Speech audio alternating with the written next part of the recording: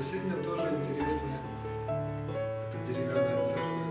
Тоже уже полный такой деревянный, но там уже поставили. А Вот это? Нет. Ну, это они пишут записки, вот до сих пор там это могу стоит стол, где пишут записки. Это эскиз. Вся эта картина надо размеру 215 больше. Индивидуальном архитектурном стиле. Все это на берегу озера. Это Запорожье, остров Хортица. Половина натуральная, там только лицевая стенка, куда я шел кадр, видеокамера, и сам частокол, церковь, все мертвое.